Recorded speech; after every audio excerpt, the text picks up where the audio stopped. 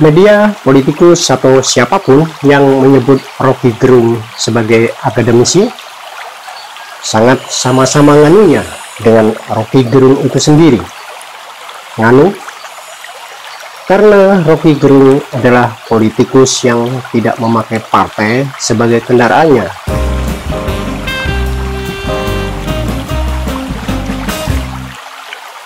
Berpolitik di ruang publik dengan tanpa partai politik ialah mengamankan diri paling awal dari tanggung jawab atas nama kebebasan berpikir. Tapi apakah pikiran Rocky Gerung bebas, mandiri? Bagaimana jika tidak? Kuasa apa yang menggerakkannya?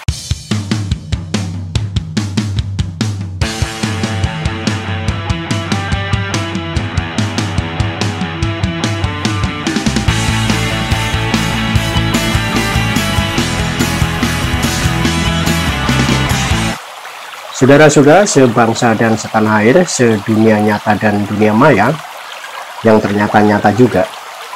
Jika beda jangan baper, jika baper jangan beda.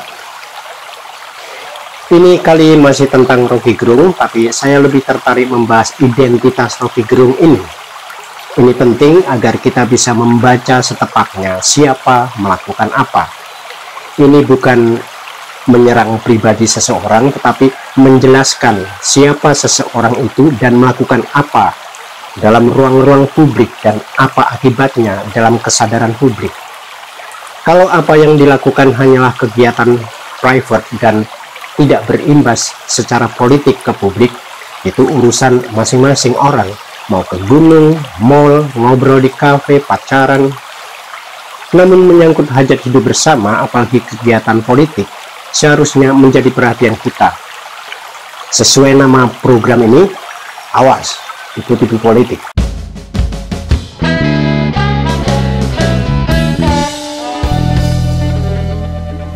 Apa sebenarnya jenis kelamin Rocky ini? Apakah ia seorang akademisi, bahkan seorang profesor sebagaimana banyak media atau siapapun menyebutnya? Entah karena tidak tahu atau untuk glorifikasi yang juga dinikmati Rocky Gerung? Mari kita mulai dari pertanyaan itu. Untuk sebutan profesor, ia sendiri sudah mengakuinya sebagai profesor abal-abal, meskipun tetap tidak menolak sebagai profesor perjuangan atau profesor partikulir, karena ia tidak menolak disebut-sebut sebagai profesor oleh host dalam berbagai forum diskusi. Ia tampaknya menikmati glorifikasi itu. Riwayat pendidikannya menunjukkan kuliah di jurusan Hubungan Internasional FISIP Universitas Indonesia, namun tanpa merampungkannya. Rocky Gerung memilih pindah Fakultas Sastra jurusan Filsafat. Tahun 1986 dinyatakan lulus program S1 Sastra di Universitas Indonesia dan kemudian mengajar ilmu filsafat di alma maternya itu. Namun menurut Humas UI, Rocky adalah pengajar tidak tetap, hanya mengajar pada 1 semester dan diperpanjang jika diperlukan. Dan sudah lama tidak mengajar karena memang tidak dikontrak lagi sejak 2015. Apalagi UI mempunyai aturan syarat mengajar di universitas itu minimal lulusan S2 bergelar master, sementara Rocky Gerung hanyalah lulusan S1. Rocky Gerung memang kemudian kuliah S2 di Sekolah Tinggi Filsafat Dirgantara di Jakarta, tetapi tidak dirampungkannya dengan alasan para pengajarnya tidak lebih pintar darinya. Di dunia akademisi, Rocky Gerung tidak dikenal. Tidak ada karya tulis ilmiahnya di jurnal nasional dan apalagi internasional. Ia masuk dalam golongan intelektual ketika ia ikut aktif di Forum Demokrasi dan juga Setara Institut yang didirikan oleh Gus Dur pada zaman Orde Baru. Aktivitas Rocky kemudian lebih pada aktivitas politik dan sosial, bukan sebagai akademisi di kampus. Ia memang berkait dengan pendidikan dengan ikut mendirikan Sekolah Ilmu Sosial atau SIS bersama Syahrir, namun ini adalah sekolah non formal. Para pengajarnya adalah kaum pergerakan, teman-teman Syahrir.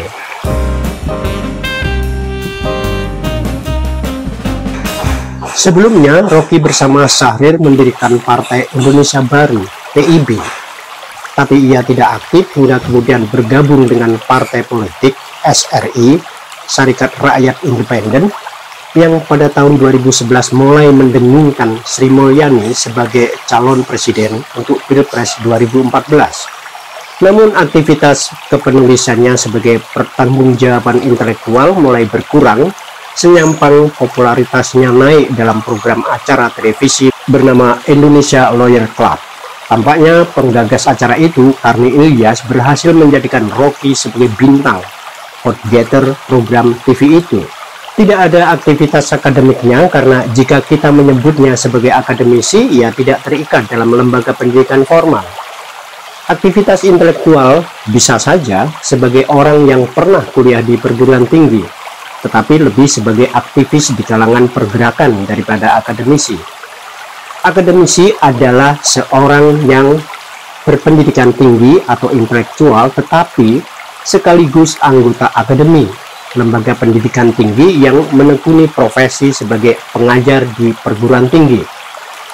Bisa juga sebutan akademisi disematkan pada mereka yang tidak bekerja di lingkungan perguruan tinggi, tetapi mereka para ilmuwan, peneliti, cendekiawan, dan para ahli yang disebut pula sebagai akademikus.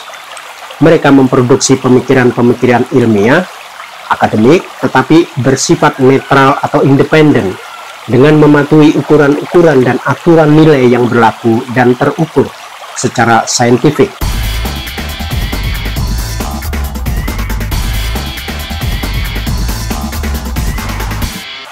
Pada sisi itu, karena juga tak meneruskan pendidikan formalnya di S2, tidak mungkin ia menjadi profesor.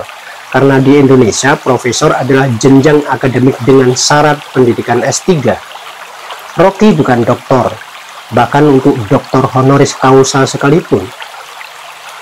Lagi pula, gelar profesor adalah semacam gelar penganugerahan disahkan oleh pemerintah dengan syarat-syarat yang diatur UU Sisdiknas. Jika tidak aktif mengajar serta menulis ilmiah, gelar itu bisa dicabut sebagaimana dulu Amin Rais pernah menyandang gelar profesor, tetapi kemudian tidak lagi, karena tidak lagi menjalani posisinya sebagai akademisi. Sama halnya dengan sebutan cendekiawan, sebutan ini juga memiliki tuntutan persyaratan mengenai tingkat keilmuan seseorang. Cendekiawan memiliki sikap dan visi intelektual yang mengatasi batas-batas disiplin, yang memiliki komitmen kuat pada kemanusiaan, harkat, nilai-nilai, aspirasi dan hati nurani, yang memiliki sikap kritis dan mandiri. Apakah Rocky Gerung memiliki komitmen kuat pada nilai-nilai kemanusiaan, harkat dan hati nurani, atau kemandirian? Tidak berada di posisi pemerintah bukan berarti mandiri, karena dalam praksis politik elitis di Indonesia, kekuatan oposan atau yang di luar pemerintah juga bisa membuat seorang intelektual tidak independen. Pada sisi itu, Rocky adalah intelektual, namun intelektual pun bisa bermacam-macam, seperti misalnya intelektual tukang atau intelektual pesanan. Pekerjaannya di Indonesia biasanya sebagai konsultan, utamanya konsultan politik atau bisnis.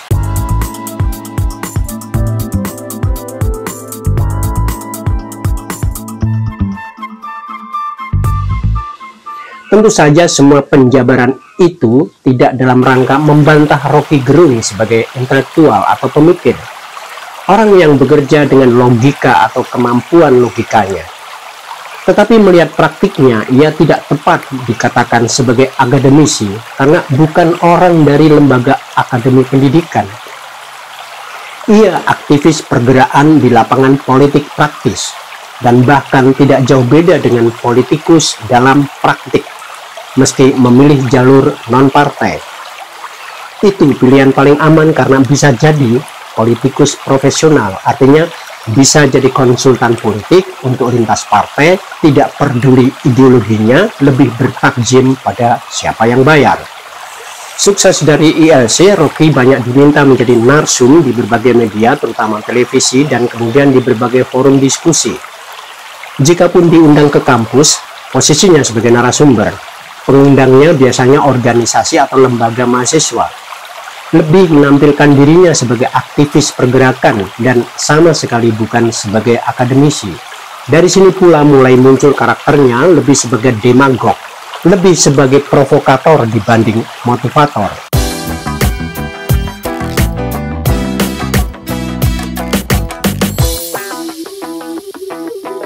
Saya di sini ingin menegaskan bahwa Rocky Gerung adalah politikus dengan aktivitas politik di ruang publik dari jalur non-partai, tidak lebih. Karena kalau menyebutnya sebagai akademisi, kita tidak bisa merujuk alur pikirannya.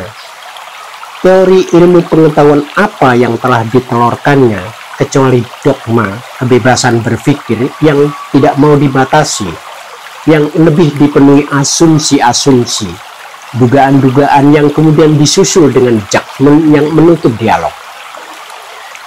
Dalam berbagai forum diskusi yang dihadirinya, suasana yang muncul lebih berupa perdebatan, bukan diskusi. Rocky lebih tampak mementingkan diksi daripada esensi. Ia menutup dialog, argumentasinya tidak memberi ruang untuk pendapat berbeda. Dan cara menyatakan pendapatnya adalah mutlak benar, hanya dengan sibuk berbantah dan tanpa pengujian. Referensinya adalah referensi yang diambil secara acak, berdasarkan kebutuhan yang menguntungkan, menurut persepsi dan referensinya sendiri tanpa perlu perbandingan apalagi pengujian.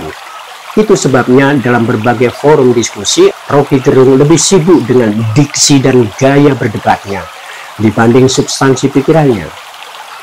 Ia sama sekali tidak mencerminkan sebagai akademisi karena dirinya anti kritik, tidak bisa dikoreksi, dan pandangannya dogmatis, tidak demokratis, tidak fairness, sebagaimana sifat-sifat ilmu pengetahuan yang mesti dijunjung dan bersifat terbuka, netral, dan bisa dikoreksi. Rocky sama sekali tidak menunjukkan bakat netralitasnya di situ karena lebih dan selalu bersikap partisan atau bagian dari.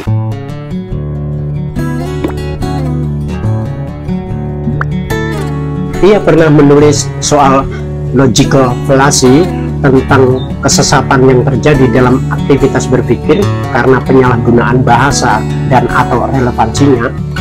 Tetapi pada praktiknya Rocky adalah juga pelaku logical fallacy itu. Rocky Gerung seorang intelektual yang kritis di Indonesia, tetapi bukan berarti ia seorang akademisi, apalagi profesor, karena doktor pun ia belum. Hal tersebut bukan berarti ia pemikir abal-abal atau orang bodoh, tetapi kita mesti mendudukkan pada proporsi agar analisis atau pengamatan kita tidak meleset terlalu jauh. Sebagai intelektual dan kritis, Rocky Gerung tak bisa menutupi dirinya sebagai politikus praktik, hanya tidak berpartai. Melihat dari sisi itu, kita bisa lebih mudah memahami apa yang menjadi konsen pemikirannya, ilmu pengetahuan atau terlibat dalam aktivitas politik yang berorientasi pada perihal perebutan kekuasaan politik. Karena faktanya juga setelah gagal di partai SRI pada pemilu 2019, ia masuk pada susunan kabinet Prabowo Subianto. Jika saja Prabowo menang, ia akan menjadi menteri dalam pemerintahan Prabowo. Celakanya Prabowo yang dikalahkan Jokowi 2 kali di Pilpres 2014-2019, kemudian menjadi anggota kabinet Jokowi. Jika Rocky Gerung mengidentifikasi dirinya seorang akademisi, bukan sebagai politikus, karena itu agaknya menjadi strategi politik untuk mudah berkelit. Ketika ia terjerat pada kasus seperti misalnya penghinaan atau ujaran kebencian, ia akan mengatakannya bahwa kebebasan berpendapat, kebebasan menyampaikan pikiran adalah inti demokrasi. Yang tidak sependapat baginya anti demokrasi. Sementara ia sendiri dengan hal itu mempraktikkan sikap anti demokrasinya. Ia seperti politikus berburu domba.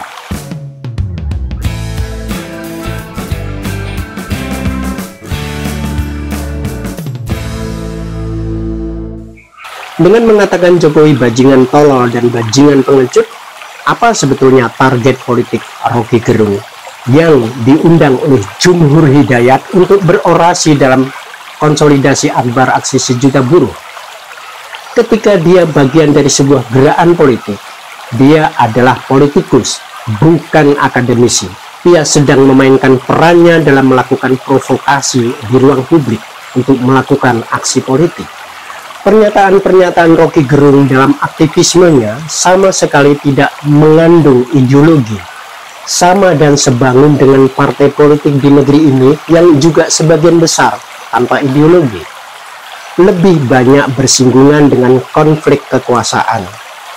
Dari situ sangat jelas ia berada di posisi mana berhadapan dengan kekuasaan dan sikap apa yang diambilnya. Pada sisi ini pernyataan-pernyataannya tidak netral karena syarat kepentingan. Pernyataan-pernyataannya adalah pernyataan-pernyataan politik praktis, tidak sama sekali akademik, dan tidak memberi insight apapun ataupun kebaruan.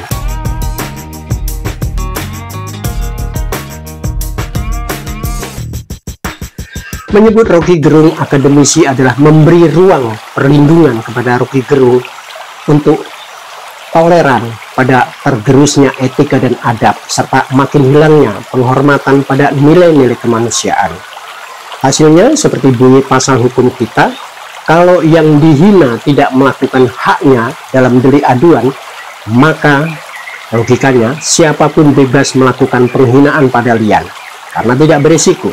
Dan Roky berjuang mati-matian menjungkir balikkan logika kita bahwa yang dikritik adalah jabatan presiden. Dan katanya, presiden bukan manusia, presiden tidak punya martabat.